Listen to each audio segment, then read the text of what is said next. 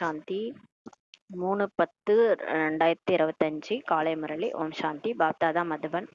பாபா சொல்றாங்க, இனிமையான குழந்தைகளே, உண்மையிலும் உண்மையான விட்டில் பூச்சிகளான நீங்கள் இப்போது ஜோதியில் பலியாகிறீங்க. இந்த பலியாவதன் நினைவு சின்னமே தீபாவளி ஆகும்ட்டு பாபா சொல்றாரு. இப்ப நம்ம பாபா வந்துட்டாரு, புள்ளியா இருக்கிறாரு, புள்ளி வடிவமா இருக்காரு. நம்மளும் புள்ளியா இருக்கோம், கண்ணுக்கு தெரிய மாட்டோம். பாபா வந்ததுனால நம்ம அவர்கிட்ட பலியாயிட்டோம். அப்ப அந்த பலி ஆகிறதுனுடைய நினைவு சின்னம் தான் தீபாவளி. அப்பதான் அந்த ஆத்மா ஜோதி ஒளிர் விட்டு எரியுது இல்லையா? அப்ப ஆத்மாவுடைய பவர் அதிகமாகுது. இப்ப உண்மையா ஆத்மா உணர்வுக்கு நம்ம வரும்போது அதுதான் உண்மையான தீபாவளி அப்படின்றாரு. தீபாவளினா தீபங்களின் வரிசை. இப்ப நம்ம எல்லாரும் தீபங்கள் ஏற்றப்பட்டு ஒவ்வொரு ஆத்மாவும் ஒளிர் வீசிச்சுன்னா உலகமே எப்படி இருக்கும்னா ஒரு விளக்கினுடைய வரிசை மாதிரி இருக்கும், தீபங்களுடைய வரிசை மாதிரி இருக்கும். நம்ம எல்லா ஆத்மாக்கள் எல்லாரும் முயற்சிக்கிட்டோம் அப்படின்னா, ஆத்மா விழிப்படைஞ்சிச்சுன்னா அதோட பவர் அதிகமாயிடும் இல்லையா? அப்போ உலகம் ஃபுல்லா ஆத்மாக்கள் விழிப்படைஞ்சது அது ஒரு தீபாவளி மாதிரி இருக்கும்ன்றாரு. கேள்வி: பாபா தன் குழந்தைகளுக்கு என்ன செய்தியை சொல்லியிருக்கிறார்? பதில்: ஆத்மாக்களாகிய நீங்கள் நிர்வாண தாமத்திலிருந்து எப்படி வரீங்க மற்றும் நான் எப்படி வரேன் என்பதை பாபா தான் சொல்லியிருக்கிறாரு. அதை நமக்கு தெரியாது. முன்னாடி நம்ம ஏதோ நம்ம நடிச்சிருக்கிறோம், அடுத்த பிறவி எங்க போறோம், போன பிறவி எங்க இருந்தோம், அதெல்லாம் ஒரே குழப்பமா இருந்தது நமக்கு. ஆனா இங்க வந்துதான் நமக்கு கேள்விக்கு பதிலே கிடைச்சது. நமக்குள்ளார இருந்து எந்த கேள்விக்கெல்லாம் பதில் எப்ப கிடைச்சுன்னா பாபாட்ட வந்த பிறகு. பாபா என்ன சொன்னாரு, நீங்க ஆதியில வந்துட்டீங்க. 5000 வருஷத்துக்கு முன்னாடி நீங்க புள்ளியா நடிக்க வந்தீங்க. நீங்க ஒரு புள்ளி தான், அந்த உடல் கிடையாது, உடல் அழிஞ்சிரும். நீங்க ஒரு புள்ளி தான், மேல இருந்து வந்தீங்க. நீங்க உடல் எடுத்து நடிச்சு இந்த கடைசி உடல்ல இருக்கிறீங்க அப்படின்னு சொல்லிட்டாரு. அப்ப நம்ம மேல இருந்து தான் வந்தோம். இப்ப பாபாவும் எப்படி வரான்ற, அவர் சங்கமேகத்துல தான் வராரு, மேலதான் இருக்காரு. நம்மளாம் நடிக்க வந்த பிறகு நம்ம துக்கத்துல வரும்போது அவர் மேல இருந்து சங்கமேகத்துல வந்து பிரம்மா உடல் அவதரிக்கிறார். இதெல்லாம் பாபா தான் நமக்கு சொல்லியிருக்காரு. எந்த ஒரு மனுஷனோ நமக்கேலாம் இது தெரியாது. இது இங்க பிகே ஆன பிறகுதான் நம்ம தெரிஞ்சிட்டோம். நான் யார், என்ன செய்கிறேன், எப்படி ராமராஜ்யத்தை ஸ்தாபனை செய்கிறேன், எப்படி குழந்தைகளாகிய உங்களை ராவணன் மீது வெற்றி கொள்ள வைக்கிறேன் என்ற அனைத்தையும் குறித்து இப்போது குழந்தைகளாகிய உங்களுக்கு தெரியும்ன்றார். இப்ப பாபா யாரு, அவர் என்ன செய்யறாரு, எப்படி இந்த பழைய உலகத்தை புது உலகமா மாத்துறாரு, ராமராஜ்யத்தை ஸ்தாபனை செய்யறாரு. அப்புறம் நம்மளை எப்படி மாயா மீது அந்த 5 விகாரத்தை வெல்ல முடியுமா? கோபம் வருது, காமம், கோபம், பற்று, ஆசை, அகங்காரத்தை யாரால வெல்ல முடியும்? அகங்காரமா பேசுறோம், பற்று வைக்கிறோம், எல்லாத்தின் மேல ஆசை வைக்கிறோம். இதெல்லாம் எப்படி யோக பலத்தின் மூலமா தான் வெல்ல முடியும். இது கடவுள் இல்லாம இது செய்யவே முடியாது, சாத்தியமே கிடையாது. அவருதான் நம்மள வெற்றி கொள்ள வைக்கிறார். எல்லாத்தையும் இப்ப நமக்கு சொல்றாரு. யோக பலத்தின் மூலமா தான் இந்த 5 விகாரத்தையும், குடும்பத்துல இருந்துகிட்டே தூய்மையா இருக்கிறது எவ்வளவு பெரிய விஷயம். அது அசம்பவம்னு சன்னியாசிகள் சொல்றாங்க, வெளி உலகத்துல சொல்றாங்க. குடும்பத்திலே இருந்து தூய்மையா இருக்க முடியாது, கணவன் மனைவி ஒன்னா இருந்துட்டு தூய்மையா இருக்க முடியாதுன்றாங்க. ஆனா அதை சம்பவமாக்கி காட்டுறாங்க பிகேஎஸ். எதனால? யோக பலத்தினாலையும் ஞான பலத்தினாலையும். அப்ப இது எல்லாமே கடவுள் தான் நம்ம செய்ய வைக்கிறாரு. இதுலதான் நம்மளுடைய வெற்றியே இருக்குது. கடைசியா எல்லாரும் ஒத்துக்குவாங்க. உங்களுடைய ஜோதி இப்போது ஏற்றப்பட்டுள்ளதுன்ட்டு பாபா சொல்றாரு. பாடல்: நீயே தாயும் தந்தையும். ஓம் சாந்தி. நீயே தாயும் தந்தையும்னு நம்ம பாபா தான் சொல்றோம். தாயுமானவன் தந்தையுமானவன்ட்டு சிவனை தான் சொல்றோம். ஓம் சாந்தி. இனிமையான ஆன்மீக குழந்தைகள், பாடலை இப்ப கேட்டீங்க. ஆத்மாக்கள் இந்த ஸ்தூலமான கர்மேந்திரியங்கள் மூலம் பாடலை கேட்டீங்க. இப்ப நம்ம இந்த காது மூலமா கேட்கிறோம் இந்த பாட்டை. பாடலில் முதலில் சரியாக இருந்தது, பிறகு பக்தியின் வார்த்தைகள் இருந்தன. உங்களின் பாதத்தில் தூசியாக உள்ளோன்ட்டுலாம் பாடுறாங்க. அவருக்கு எங்க காலு, அவருக்கு காலே கிடையாது. அவர் புள்ளியா இருக்கிறாரு. பிரம்மா உடல்ல வரும்போது ஒன்னா கால் இருக்கும், அவர் காலே கிடையாது. அது பக்தியோட வார்த்தைகள்ன்றாரு. பக்தியில தானே உடம்பா நினைச்சுக்கிறோம் இல்லையா கடவுளை. அவர் உடம்புல வந்தாருன்னா அவரும் நம்மள மாதிரி மாட்டிக்குவாரு. அவர் புள்ளியா இருக்கிறார். நிராகார் பரம்புதான் பரமாத்மா சிவன். அவரை தான் காட்ஃபாதர், ஜெகோவா, அல்லான்ட்டு எல்லா தர்மத்துக்கும் ஒரே கடவுள் தான். அவர் பிறப்பிறப்புல வர்றதில்ல. இப்போது குழந்தைகள் பாதத்தின் தூசியாக இருக்க முடியாதுன்றாரு. நம்ம பாடுறோம்ல, பக்தியில பாடணும். அதாவது உன் காலில் ஒரு தூசியா இருக்கேன் அப்படின்னு பாபா சொல்றாரு. என் குழந்தைகள் போய் எப்படி தூசியா இருக்க முடியும்? என் குழந்தைகள் எனக்கு சமமா ஆகக்கூடியவங்க, அவங்களெல்லாம் நான் தூசியா இருக்க விட மாட்டேன்றாரு. இது தவறாகும்ட்டு பாபா சொல்றாரு. அவருக்கு சமானமா நம்மளை ஆக்குறாரு. முன்னாடி கடவுளே என்னும்போது எங்கேயோ இருந்தாரு, இப்ப அப்பான்னு கிட்டக வந்துட்டாரு இல்லையா? அப்ப அவரு போய் எப்படி காலில் தூசியா நம்மளை ஆக்க விடுவாரு? அதான் சொல்றாரு. தந்தை குழந்தைகளுக்கு சரியான வார்த்தைகளை இப்ப புரிய வைக்கிறார். குழந்தைகள் எங்கிருந்து வருகின்றனோ பாபா கூட தந்தை கூட வருவதும் அங்கிருந்து தான், பரந்தாமத்துல தான் 2 பேருமே வரும். அது நிர்வாண தாமமாகுன்றாரு. அங்கிருந்து அனைவரும் வருவது பற்றிய செய்தியை குழந்தைகளுக்கு சொன்னேன்ட்டு சொல்றாரு. நான் வருவது எவ்வாறு, என்ன செய்கிறேன் என்பது குறித்து நான் சொன்னேன்றாரு. பாபாவே சொல்றாரு. அவன் அருளால் அவன் தாள் வணங்கி. சிவனே சொல்லாம உண்மை எப்படி தெரியும்?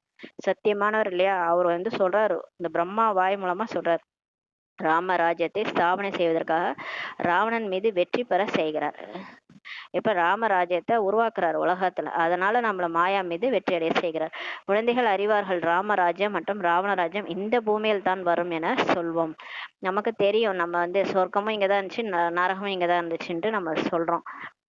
நீங்கள் உலகின் எஜமானனா இப்ப ஆகுறீங்க. பூமி, ஆகாயம், சூரியன் முதலான அனைத்தும் உங்க கையில் இப்ப வந்துருதுன்றாரு. ஆக ராவணராஜ்யம் முழு உலகின் மீது இப்ப நடக்குது. இப்ப நடக்குது இல்லையா? இப்ப முழு உலகம் பாருங்க மோசமா இருக்கு. 5 விகாரமும் இந்த குழந்தைங்கள்ல இருந்து பெரியவங்க வரைக்கும் இருக்கு. குழந்தைங்க கூட கோவப்படுதுங்க, குழந்தைங்க கூட கத்தியால வெட்டுதுங்க, துப்பாக்கி எடுத்து ஷூட் பண்ணுதுங்க. அந்த மாதிரிலாம் குழந்தைங்க கூட தவறான விஷயங்கள்லாம் செய்யறாங்கன்னா அப்ப முழு உலகத்தின் மீதும் இப்ப ராவணராஜ்யம் நடக்குது. ராமராஜ்யம் கூட முழு உலகின் மீது உள்ளது என சொல்கிறோம். அதே மாதிரி எப்படி ராவணராஜ்யம் முழு உலகத்துல இருக்கோ அதே மாதிரி கடவுள் படைச்ச அந்த உலகம் வரும், அது முழு உலகின் மீது இருக்குன்றாரு. ராவண ராஜ்யத்தில் எவ்வளவு கோடிக்கணக்கில் இருக்கிறாங்க. இப்ப 800 கோடிக்கு மேல தாண்டுது பாப்புலேஷன். ஆனா ராமராஜ்யத்துல குறைவாகவே இருப்பாங்க. ஏன்னா கடவுளுடைய ஸ்ரீமத் படி நடக்கிறவங்க ரொம்ப குறைவான பேர். அந்த குறைவான பேர் வரிசை கிரமமா வந்து நடிக்க வருவாங்க. முதல்ல 9 லட்சம் பேர், அந்த 9 லட்சம் பேர் தான் ஃபுல் ஸ்ரீமத் படி நடப்பாங்க. ஃபுல் ஸ்ரீமத் யார் ஃபாலோ பண்றாங்களோ அவங்க தான் ஃபர்ஸ்ட்லயே வருவாங்க, அதாவது சொர்க்கத்தினுடைய முதல்லயே வருவாங்க. பிறகு மெல்ல மெல்ல வளர்ச்சி அடையுன்றாரு. அப்புறம் போக போக அப்படியே 9 லட்சத்துல இருந்து கொஞ்சம் கொஞ்சமா அப்படியே 3 கோடி பேர் ஆயிடுவாங்க.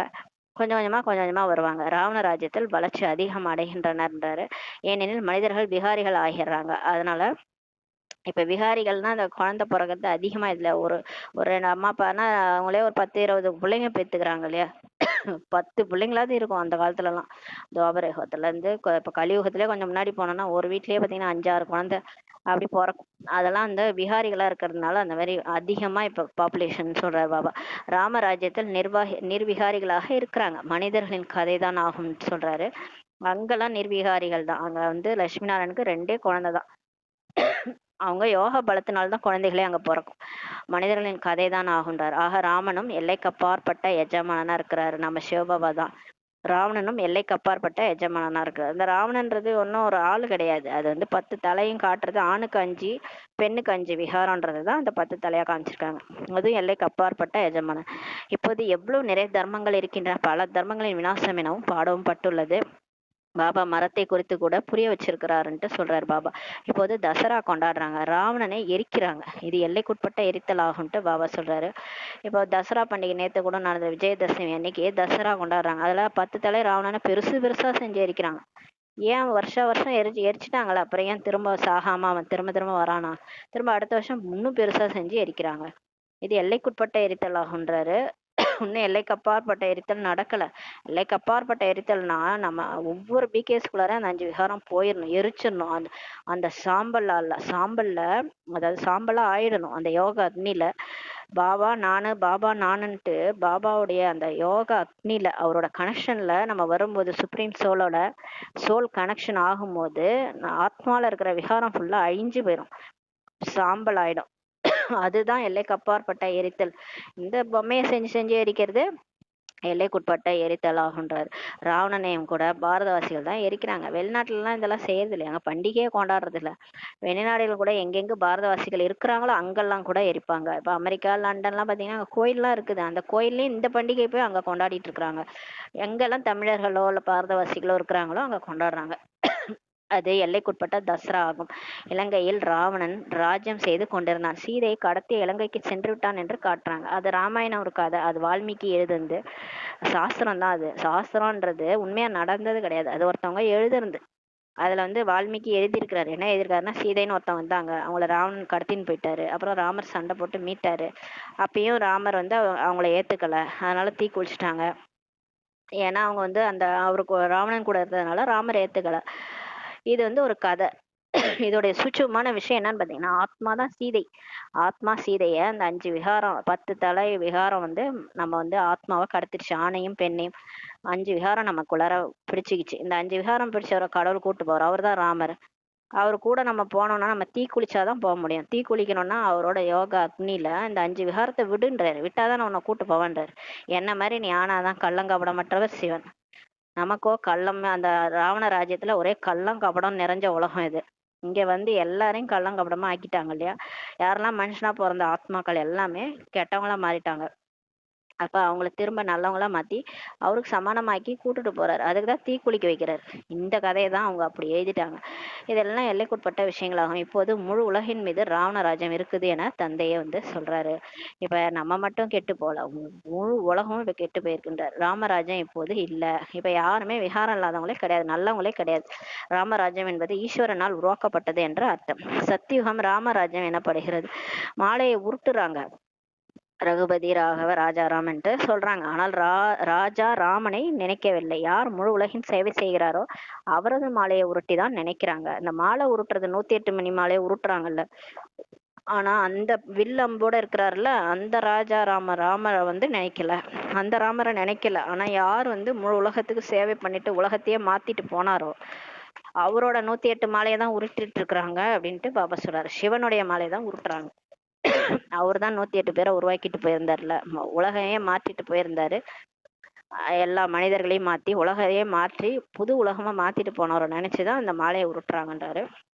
பாரதவாசிகள் தசராவுக்கு பிறகு தீபாவளியை கொண்டாடுறாங்க. தீபாவளியை ஏன் கொண்டாடுறாங்க பாருங்க. கரெக்டா வந்து நமக்கு இப்ப ஆயுத பூஜை நடக்கும், அப்புறம் தசரா நடக்கும், விஜயதசமி, அது முடிஞ்சு கொஞ்ச நாள் கழிச்சு தீபாவளி வரும்.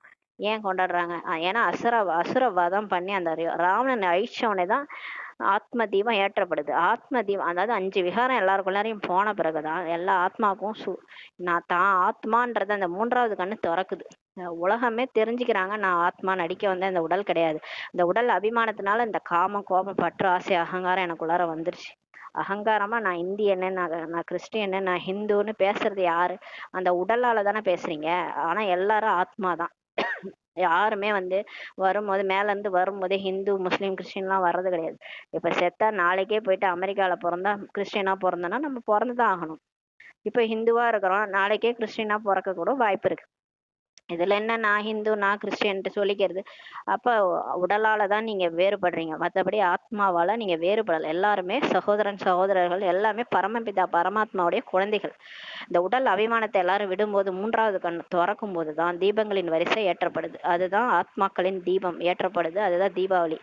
இதை தான் நம்ம தீபாவளி பண்டிகையா கொண்டாடுறோம். எப்பன்னா அசுரவதம் நடக்கும் போது தான், ராவணன் அழிச்ச பிறகுதான் தீபாவளி கொண்டாடப்படுது. ஏனெனில் தேவதைகளின் முடிசூட்டு விழா நடக்கிறதுன்றார் பாபா. இப்போ ஒவ்வொருத்தங்களா வரிசைக்கிரமா மாத்துறாரு. அவங்க போய் ராஜ்யம் செய்ய போறாங்க. அவங்களுடைய முடிசூட்டு விழா நடக்குது. முடிசூச்சும விழா நடக்கும் நேரத்தில் நிறைய தீபங்கள் ஏற்றி வைக்கிறாங்க இல்லையா? ஒன்று முடிசூட்டும் விழா ஒன்று கொண்டாடுவாங்க, மற்றொன்று வீடுகள் தோறும் தீபாவளி தீபங்களின் வரிசை என சொல்லப்படுகிறது. இப்ப தீபாவளினால என்ன பண்ணுவாங்கன்னா விளக்கேத்தி வைப்பாங்க வரிசையா. அது வந்து தீபங்களின் வரிசை. அங்க சொர்க்கத்துல எல்லாருடைய ஆத்ம ஜோதியும் ஏற்றப்பட்டு இருக்கும். அதனாலதான் அது உண்மையா சொர்க்கத்தினுடைய பேரே தீபாவளி தான். அனைத்து ஆத்மாக்களின் ஆத்ம ஜோதி பிரகாசித்து கொண்டிருக்கும் சொர்க்கத்துல. இப்போது அனைத்து ஆத்மாக்களின் ஜோதி எப்படி இருக்கு? அணைந்து விட்டுள்ளது. இப்ப யாருடைய ஆத்மாலையும் சக்தி இல்லை. ஒரு சின்ன பிரச்சனைனா கூட தாங்க முடியல, உடனே அழறது, இல்லைன்னா தற்கொலை பண்ணிக்கிறது, இல்லைன்னா போய் குத்தி கொலை பண்றது. இதெல்லாம் ஆத்மால சக்தி இல்லாததுக்கான காரணம். ஆத்மால சக்தி இருந்ததுன்னா ஆத்ம தீபம் ஏற்றப்பட்டிருக்கும். இப்ப எல்லாருடைய ஜோதி அணைஞ்சிருக்கு. ஏன்னா ராவணனால. இரும்பு யுகம் என்றாலே காரிருள்ன்றார் பாபா. காரிருள் என்றாலே பக்தி மார்க்கம். பக்தி செய்யறாங்கனாலே தன்னை ஆத்மானே புரிஞ்சிக்கல, அது மாதிரி கடவுள் யாருன்னு தெரிஞ்சுக்கல, அவங்கதான் பக்தி பண்ணிட்டு இருப்பாங்க. பக்தி செய்ய செய்ய ஜோதி குறைஞ்சிருதுன்றாரு. நீங்க பக்தி பண்ண உங்க ஆத்மால இருக்க பவர் குறைஞ்சிட்டே போகும். ஏன்னா கையேந்திர அளவுக்கு பக்தினாலே கையேந்துறதுதான். எனக்கு கொடு கொடு கொடுன்னு கேக்குறதுதான் பக்தி. ஞானம்ன்றது நான் கொடுக்குறேன், நம்ம வள்ளலாகி எல்லாருக்கும் கொடுக்கறது ஞானம். பாப் சமான், கடவுளுக்கு சமானமாகிறது ஞானம். பக்தி செய்ய செய்ய உங்க ஆத்மால இருக்கிற சக்தி குறைஞ்சிடும். மற்றபடி அந்த தீபாவளி என்பது செயற்கையானதுன்றார் பாபா. ஆனா மற்றபடி நம்ம இங்க கொண்டாடுறோம்ல தீபாவளி, வருஷம் கொண்டாடுறோம்ல, அது வந்து செயற்கையான தீபாவளின்றாரு. இங்க ஆத்மாவனுடைய தீபம்லாம் ஏற்றப்படலை. சும்மா நம்ம உடல் உணர்வுல அன்னைக்கு என்ன எண்ணெய் தேய்ச்சி குளிப்பாங்க. அதுக்கப்புறம் புது ட்ரெஸ் போட்டுக்குவாங்க, சாப்பாடு புதுசு புதுசா ஸ்வீட் சாப்பிடுவாங்க, பட்டாசு வெடிப்பாங்க, தீபங்களை வரிசையா ஏத்தி வைப்பாங்க. அந்த தீபாவளி செயற்கையான தீபாவளி. ஆனா உண்மையிலேயே இந்த பழைய ட்ரெஸ்ஸை மாத்திட்டு, பழைய உடலை மாத்திட்டு புது உடலை மாத்திக்கிறது, போய் ஆத்மா உணர்வுல அங்க நடிக்கிறது, அப்புறம் எல்லாத்தையும் எல்லாம் கொட்டி கிடக்கும். அதனுடைய விருப்பமே இல்லாம, நம்ம ஆசையே இல்லாம, ஆசை என்றால் என்னவென்றே தெரியாத நிலைக்கு வாழறது. எல்லாருடைய ஆத்ம ஜோதியும் ஏற்றப்பட்டு இருக்குது. அதுதான் உண்மையான தீபாவளி. சொர்க்கத்துல நடக்கும். வீட்டுக்கு வீடு தீபங்களின் வரிசை இருக்கும். தீபங்களின் வரிசைனா தனியா அகல் விளக்கெல்லாம் ஏத்த மாட்டாங்க. அவங்கவங்க ஆத்மாக்களின் ஜோதியே ஏற்றப்பட்டிருக்கும். எல்லாருமே தன்னை ஆத்மான்னு புரிஞ்சிருப்பாங்க. அதுதான் வந்து சொர்க்கம். பட்டாபிஷேகம் நடக்கிறது என்பதற்காக பட்டாசுகள் வெடிக்கிறாங்க என்பதல்லன்றாரு. தீபாவளி அன்று லட்சுமி அழைக்கிறாங்க. தீபாவளி அன்னைக்கு தான் அந்த லட்சுமி பூஜை பண்ணுவாங்க. லட்சுமி வா, வந்து எங்களுக்கு காசு கொடு அப்படின்னு சொல்லுவாங்க. தீபாவளி அன்னைக்கு லட்சுமி இந்த கலியுகத்துல காலு கூட, அவங்க காலு கூட படாது. தேவதைகளுடைய கால் இந்த கலியுகத்துல படவே படாது. அவங்க எங்க வருவாங்கன்னா, அவங்களோட கால் எங்க படும்னா சொர்க்கத்துலதான் கால், அவங்களுடைய கால் படும். இங்கெல்லாம் லட்சுமி வர்றதுக்கு வாய்ப்பே கிடையாது. பூஜை செய்யறாங்க. இது பக்தி மார்க்கத்தின் பண்டிகை ஆகும்ன்றார் பாபா. இங்க நம்ம கொண்டாடுறதெல்லாம் பக்தி. ராஜாக்கள் யாராயினும் சிம்மாசனத்துல அமர்றாங்க என்றால் அதற்கான முடிசூட்டும் விழா மிக விமர்சையாக கொண்டாடப்படுகிறது. இப்ப துவாபர யுகத்துல இருந்தும் சரி, சொர்க்கத்திலயும் சரி, ராஜா வந்து அவங்க இளவரசர் அவரோட பையனுக்கு முடிசூட்டுறாரு, அடுத்தது நீதான் ராஜா அப்படின்னா அதை விமர்சையா கொண்டாடுவாங்களாம். இவை அனைத்தும் எல்லைக்குட்பட்டவையாகும். இதெல்லாமே எல்லைக்குட்பட்ட கொண்டாட்டம். இப்போது எல்லைக்கு அப்பாற்பட்ட விநாசம் நடக்க போகுது. உண்மையிலும் உண்மையான தசரா நடக்க போகுதுன்றாரு. முழு உலகமும் ராவண ராஜ்யம் முடிய போகுது. அப்ப விநாசம் நடக்கும் போது இந்த எல்லைக்கு அப்பாற்பட்ட தசரா நடக்கும். தந்தை அனைவரின் ஜோதியை ஏற்றுவதற்காக வந்திருக்கிறார். மனிதர்கள் தம் ஜோதியை பெரிய ஜோதியுடன் கலந்துருன்ட்டு புரிஞ்சுக்கிறாங்க. ஜோதி ஜோதியோட கலந்துரும் அப்படின்னு வள்ளலார் சொன்னாங்களே, அவர் சொல்லல, மற்றவங்க சொல்லிட்டு இருக்காங்க. வள்ளலார ஃபாலோ பண்றவங்க சொல்லிட்டு இருக்காங்க ஜோதி ஜோதியோட கலந்துருச்சு, வள்ளலார் கலந்துட்டாருன்ட்டு. யாரும் யாரோடய கலக்க முடியாது. ஒரு அப்பா இருக்கிறாரு, மகன் இருக்கிறாரு, ரெண்டு பேரும் எப்படி கலப்பாங்க? தனித்தனி ஆள் தானே, எப்படி கலக்க முடியும்? ஆத்மாவா இருந்தா கூட தனித்தனியா தான் இருப்பாங்க, ரெண்டு பேரும் கலக்க முடியாது. அதனால ஜோதி ஜோதியோடலாம் கலக்காது. பிரம்ம சமஜாத்தவரின் கோயிலில் எப்போதும் ஜோதி எரிந்து கொண்டே இருக்கும். வீட்டில் பூச்சியானது ஜோதியை சுற்றி வந்து அதில் விழுந்து பலியாகிடுவது போல நம்முடைய ஆத்மாவும் இப்போது பெரிய ஜோதியில் ஐக்கியமாகிடும்ட்டு அவங்க புரிஞ்சுக்கிறாங்க. சன்னியாசிகள்லாம் என்ன புரிஞ்சுக்கிறாங்க? எப்படி வந்து அந்த விட்டில் பூச்சி பலியாகுது இல்லையா, அந்த மழைக்காலத்துக்கு வந்து அந்த லைட்ல வரும், வந்து அப்படியே செத்துரும். மறுநாளே பார்த்தீங்கன்னா அந்த ஈசல் எல்லாம் செத்து கிடக்கும், அந்த விளக்குக்கு பலியாகும். அந்த மாதிரி நம்ம பரமாத்மா வந்தாருன்னா அவரோட ஜோதியோட ஜோதி கலந்துரும்னு நினைச்சுக்கிறாங்க. எப்படி ஒரு உதாரணம் உருவாக்கப்பட்டுள்ளதுன்றார் பாபா.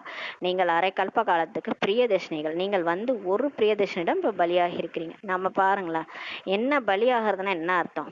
எப்பயும் போல வாழ்ந்துட்டு இருந்தோம், திடீர்னு பாபா வந்தாரா, வந்து நீதான் ஆத்மான்னு சொல்லிட்டாரா, அவர் பரமாத்மான்னு சொல்லிட்டாரா, புரிஞ்சிடுச்சு, கடவுளை தான் தேடணும், கடவுளே கிடைச்சிட்டாரு, இதுக்கு மேல என்னன்ட்டு வாழ்ந்த வாழ்க்கையில எல்லாத்தையும் விட்டு கிடைச்சிட்டு பிடிச்சது சாப்பிட்டது எல்லாத்தையும் விட்டுட்டோம் அவருக்காக.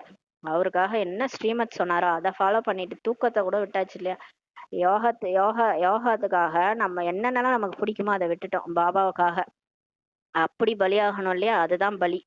இப்ப உடல் மனம் பொருள் அந்த வில்வ இலைய சிவன் தலையில சமர்ப்பணம் செய்யறாங்க. வில்வ இலை 3 இலை இருக்கும். ஒண்ணு வந்து உடல் மனம் பொருள். இதுல மனம்ன்ற இலை தான் பெருசா இருக்கும். அந்த மனசுலதான் ஏகப்பட்ட குப்பை இருக்கு இல்லையா. ஃபர்ஸ்ட் அதை கொடுங்க கடவுள்கிட்ட. நம்ம மனசையே கொடுக்க சொல்லி கேக்குறாரு. உடலையும் கொடுங்க, பொருள் இப்ப என்னென்ன பொருள் உங்கள்ட்ட இருக்குதோ, பித்தளையோ என்னது பேர்ச்சம்பழத்துக்கு போடுற மாதிரி ஈயம் பித்தளை என்னென்ன இருக்கோ அதான் நம்மள்ட்ட இருக்கு. நம்ம என்ன சொக்கா தங்கமா கொடுத்தாரு, தங்கத்தையா வச்சிருக்கிறோம்? நம்ம கிட்ட இப்ப ஒண்ணும் கிடையாது. அதே கேக்குறாரு, நீ என்ன இருக்க, உன்கிட்ட என்ன இருக்க, 100 ரூபா இருக்கா கொடுன்றார். யஜ்யத்துல போடு, சேவையில போடுன்றார். உன்னுடைய உடலை உழைப்ப கொடு, உன்னுடைய அதாவது ததிச்சி முனிவர் மாதிரி எலும்பு தேய வந்து பாபாவுக்கு ஹெல்ப் பண்ண சொல்றாரு. பாபாக்காக இல்ல, நமக்காக தான்.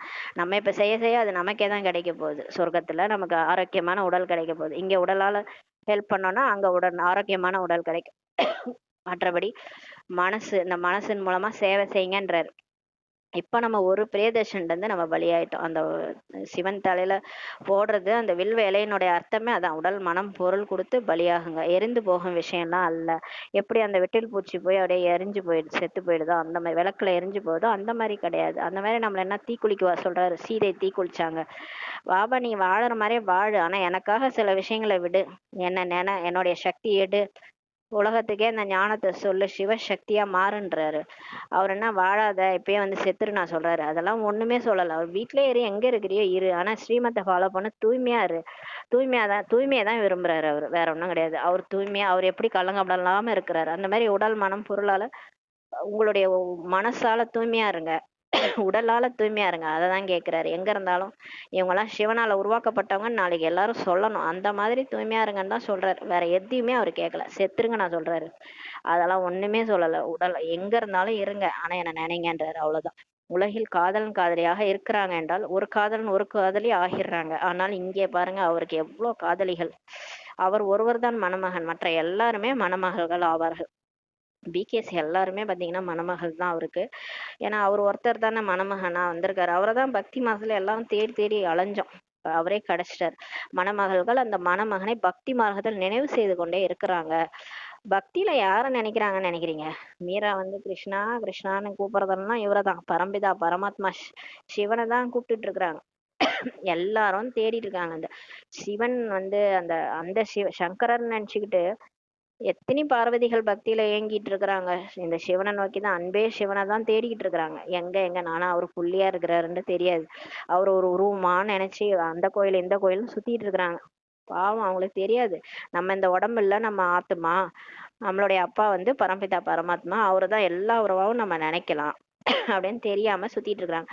பிரியதர்ஷினி, நீங்கள் வந்தீர்கள் என்றால் சொல்லுவாங்க பக்தியில, நம்மளே சொல்லியிருப்போம், நீ வந்தனா நான் உன் கூட வந்துருவேன், கடவுளே எனக்கு இந்த வாழ்க்கையே பிடிக்கல அப்படிலாம் சொல்லியிருக்கோம். பிரியதர்ஷினி, நீங்கள் வந்தீர்கள் என்றால் நாங்கள் உங்கள் மீது பலியாகி விடுவோம்ட்டு சொன்னது யாரு? பக்தியில நம்ம தான் சொல்லியிருக்கிறோம். நிறைய பேரும் சொல்லிட்டு இருக்கிறாங்க, இப்போ உங்களை தவிர நாங்கள் யாரையும் நினைவு செய்ய போவதில்லைன்ட்டு சொல்றாங்க. இது உங்களுடைய சரீர சம்பந்தப்பட்ட அன்பு அல்லன்ட்டு பாபா சொல்றாரு. இது ஆத்மார்த்த அன்பு. ஆத்ம தீபம் ஆத்ம ஆத்மார்த்தமான காதல்னு சொல்லுவாங்க பாருங்களேன். அந்த உடல் சம்பந்தப்பட்ட காதல் கிடையாது, அந்த ஆத்மார்த்தமான காதல். அதுதான் நம்ம கடவுளோட வைக்கிற காதல். அதான் சொல்றது, இது உங்களுடைய சரீர சம்பந்தப்பட்ட அன்பே அல்ல அப்படின்றாரு.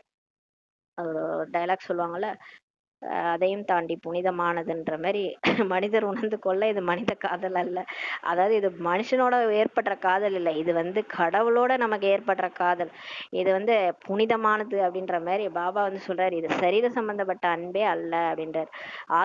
ஆத்மார்த்த காதல், ஆத்மா பரமாத்மாவனுடைய காதல். அந்த மணமகன் மணமகளுடைய அன்பு சரீர சம்பந்தப்பட்ட அன்பா இருக்கும். இருக்கும். சரீரத்தை வச்சு பார்த்து, முகத்தை பார்த்து பிடிச்சிருக்கா கல்யாணம் பண்ணிக்குவாங்க. முகம் நல்லா இல்லைன்னா கல்யாணம் பண்ணிக்க மாட்டாங்க. அதே ஒரு ஒரு நல்லா இருந்தே கல்யாணம் பண்ணிட்டு ஒரு வருஷம் கழிச்சு பார்த்தீங்கன்னா குண்டாயிட்டாங்க, அசிங்கமாயிட்டாங்கன்னா அன்பே போயிடும். அதெல்லாம் ஒரு அன்பா? அது ஆத்மார்த்த அன்பே கிடையாது. கடைசி வரைக்கும் அன்பு நிலைச்சிருக்குமா? அப்படியே இருந்தாலும் ஒருத்தவங்க இருந்தாலும் கொஞ்ச நாள் கழிச்சு செத்து போயிடுவாங்க. அது என்ன ஒரு அன்பு? அவ்வளவுதான், முடிஞ்சு போச்சு, அடுத்த பிறவிக்கு போயிடுவாங்க. இது ஒரு ஆத்மார்த்த அன்பே கிடையாதுன்றார் பாபா. ஒருவர் மற்றவரை பார்த்து கொண்டு மட்டும் இருப்பாங்க, அதுதான் அன்பு. பார்ப்பதனாலேயே திருப்தி அடைந்தவர்களாக ஆகிடுறாங்க, அது சரீர சம்பந்தப்பட்ட அன்புன்றார். இங்கே ஒருவர் மணமகனா இருக்கிறார், மற்றவர்கள் அனைவரும் மணமகள்களா இருக்கிறோம். அனைவரும் தந்தையை தான் நினைவு செய்யறாங்க இல்லையா? இங்க எல்லாருமே கடவுளை தான் நினைக்கிறாங்க. எப்பேற்பட்ட ஆளா இருந்தாலும், கடவுளே இல்லைன்னு சொல்றவங்களா இருந்தாலும் சாகுற நேரத்துல சங்கரா சங்கரான்னு தான் சொல்லுவாங்க. கடைசியா கடவுள் தான், கடவுளே என்னை காப்பாத்துன்னு தான் சொல்லுவாங்க. அல் எல்லாருமே கடவுள் தான் நினைக்கிறாங்கன்றார் பாபா. சிலர் ஏகே முதலானவளே நம்புறாங்க. சிலர் சொல்லுவாங்க, கடவுளா யாரா இருந்தா சொல்லுங்க அப்படின்னுவாங்க. இயற்கை தாங்க கடவுள், கடவுள்னு ஒருத்தர் கிடையாது அப்படிலாம் சொல்லுவாங்க. அவங்க கூட சாகுற நேரத்துல கடவுள் இருக்கிற கடவுளை தான் கூப்பிடுவாங்க. சாகுற நேரத்துல கடவுளை தான் கூப்பிடுவாங்க. ஒருத்தர் வந்து ஒருத்தர் வந்து கடவுளே இல்லைன்ட்டு ஒரு ப்ராஜெக்ட் பண்ணாராம். அவருக்கு வந்து ப்ரைஸ் கொடுத்தாங்களாம். கடவுள் இல்லைன்ட்டு ப்ரூஃப் பண்ணிட்டாராம் பிஹெச்டி பண்ணி. உடனே அவருக்கு ப்ரைஸ் கொடுத்தாங்களாம். அவர் அந்த ப்ரைஸ் வாங்கிட்டு என்ன சொன்னாராம்? தேங்க் காடுன்னு சொன்னாராம். பாருங்க என்ன மாதிரி ஒரு இதுன்ட்டு. கடவுளே இல்லைன்னு சொன்னவரே கடைசியா தேங்க் காடுன்னு சொல்லியிருக்காரு. அப்ப பாத்துக்கோங்க, அவரே தேங்க் காடை தான் நினைச்சிட்டு கடைசியில தேங்க்ஸ் சொல்லியிருக்காரு காடுக்கு. அப்ப கடவுள் இருக்கிறாருன்னு தானே அர்த்தம். என்றாலும் கூட ஓ இறைவா, ஓ பகவானே என்ன வாயில இருந்து கண்டிப்பாக வெளிப்படுது. அது யாரா இருந்தாலும் சரி. நாத்திகம் பேசுவாங்க, ஆனாலும் கடைசியில அவங்க வாயில இருந்து என்ன வரும்னா ஓ காட், ஓ பகவானே தான் வெளிப்படுகிறது. எங்களுடைய துக்கத்தை நீக்குங்கள் என அனைவரும் அவரை தான் அழைக்கிறாங்க. எல்லாரும் இப்ப துக்கம் அப்படியே மாறி வருது. எல்லாரும் யார கூப்பிடுறாங்க? நிலநடுக்கம் வருது, ஏதாவது வருது, யார் வந்து நம்மளை காப்பாற்ற முடியும்? எல்லாரும் அந்த டைம்ல யார கூப்பிடுறாங்கன்னா கடவுள் தான் கூப்பிடுறாங்க. பக்தி மார்க்கத்தில் பல காதலன் காதலியர் இருக்கிறாங்க பாபாவுக்கு. ஒருவர் யாரோ ஒருவருக்கு மணமகளாக இருக்கிறாங்க, இன்னொருவர் இன்னொருவருக்கு மணமகளாக ஆகின்றனர். அனுமானுக்கு எத்தனை பிரேதர்ஷினிகள் இருக்கக்கூடும்? அதாவது நிறைய பேர் ஆஞ்சநேயர் பக்தரா இருப்பாங்க. அவங்க அவரை பிடிக்கிறவங்க நிறைய பேர் இருப்பாங்க. அனைவரும் தம்முடைய மணமகனின் உருவத்தை உருவாக்கி வைத்துக்கொண்டு பிறகு தமக்குள் ஒன்று கூடி அவருக்குள் பூஜை செய்யறாங்க. அப்ப கிருஷ்ணரை நிறைய பேருக்கு பிடிக்கும். அப்புறம் நிறைய பேர் ராதேன்னு அவங்கள நினைச்சுக்கிட்டு அப்படியே கிருஷ்ணர் அப்படியே அவரோட உருவத்தை வச்சுக்கின்னு அப்படியே அவங்கள வந்து பூஜை பண்ணிட்டு இருப்பாங்க. பூஜை செய்துவிட்டு பிறகு பிரியதர்ஷினி நீரில் மூழ்கடித்து விடுகின்றனர் என்றார் பாபா. பாபா என்ன சொல்றாரு? நல்லா தான் பூஜை பண்றீங்க. பூஜை பண்ணிட்டு கொண்டு போய் தண்ணீல போட்டுறீங்க அப்படின்றாரு. பொம்மை விளையாட்டு மாரி. ஒரு அர்த்தமும் புரிவதில்லை அப்படின்றார் பாபா. அப்ப அப்படி உருகி உருகி லவ் பண்ணீங்களா? அப்புறம் என்னத்துக்கு கொண்டு போய் தண்ணீல போட்டீங்கன்னு கேட்கிறாரு. அந்த விஷயங்கள் இங்கே இல்லை. ஆனா இங்கே நம்ம அதெல்லாம் பண்றது இல்ல. ஞானத்தின் விஷயங்களே வேற, பக்தியின் விஷயங்களே வேற. இந்த உங்களுடைய மணமகன் எப்போதும் அழகானவரா இருக்கிறார் இல்லையா? சிவபாபா. சுந்தரம், சத்தியம் சிவம் சுந்தரம். எப்பயுமே அழகா வெள்ளையாக இருப்பவர். ஒருபோதும் கருப்பாக ஆவதில்லை. அவர் மட்டும் வந்து ஒரு ஒரு தேகம் எடுத்தாருன்னா அவர் எல்லாரும் போய் அவரை தான் புடிச்சுக்குவாங்க. அவ்வளவு அழகா இருப்பாரு. அவர் கருப்பாவே ஆக மாட்டாரு. ஏன்னா அவரு விகாரத்துல போக முடியாது இல்லையா? அவர் தான் பிறப்பிறப்புலயே வர்றது கிடையாது. ஆனா சொல்லுவாங்க கடவுள் வந்து மனுஷன் வந்து அவர் சாயல்லே படைச்சாருன்ட்டு. அப்படிதான் படைச்சாரு. ஆனா கொண்டு போய் சொர்க்கத்துல விட்டாரு. ஆனா கழுதை தெஞ்சி கட்டுமான மாதிரி இந்த கிருஷ்ணர் ராதையா இருந்து லட்சுமி நாராயண ஆகி அப்படியே இறங்கி இறங்கி வந்து துவாபர யுகத்துக்கு மேல சாதாரண மனுஷன் ஆயிட்டாங்க எல்லாரும். அதாவது கடவுள் படைச்ச அழகான உலகத்தை கெடுத்துட்டாங்க. அதனாலதான் பாபா சொல்றாரு அவர் ரொம்ப அழகானவர்.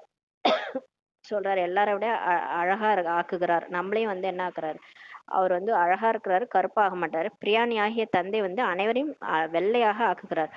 இப்ப வந்து அதாவது சொல்லுவாங்கல்ல, ஏன்னா எனத்தோட சேரும் அந்த மாதிரி. உன் நண்பனை பத்தி சொல்லு, நான் வந்து உன்னை பத்தி சொல்லணும். அந்த மாதிரி அவரு கூட சேர்ந்து நம்மளையும் என்ன ஆக்குறாரு, தூய்மையா ஆக்குறாரு.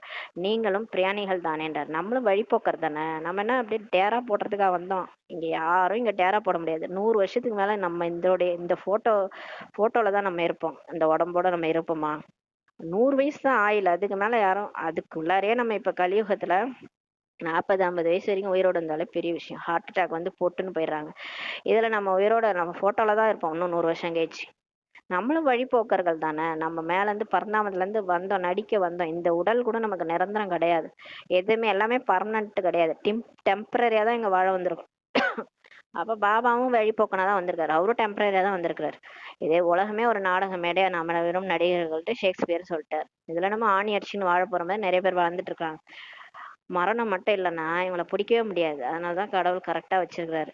தூர தேசத்துல இருந்து வந்து இங்கே நடிப்பை நீங்க நடிக்கிறீங்கன்ட்டு பாபா சொல்றாரு.